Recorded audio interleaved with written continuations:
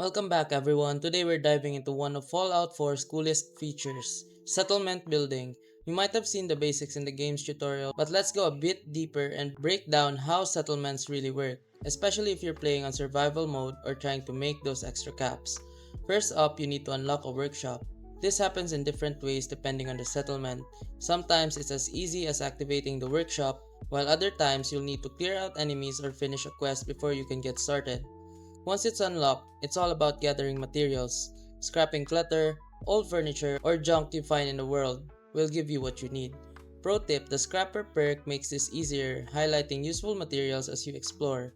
Now let's talk about building. Every settlement has its own needs: food, water, power, and defense. Keep your food and water supply equal to or greater than the number of settlers, and make sure you have enough defense to protect them. Adding turrets is a great way to boost defense without taking away from other tasks. Happiness is key. You'll need enough beds, food, water, and defense to keep your settlers content.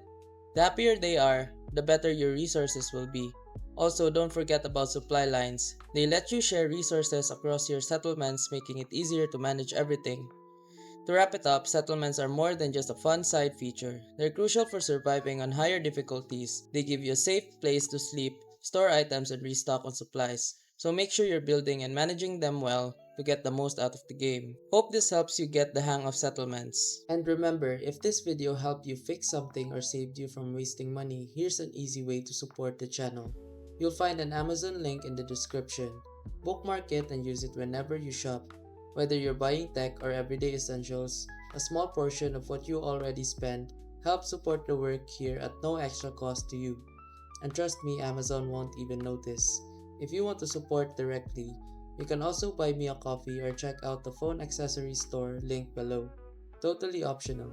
That's it. Thanks for the support. Stay sharp and I'll see you in the next video.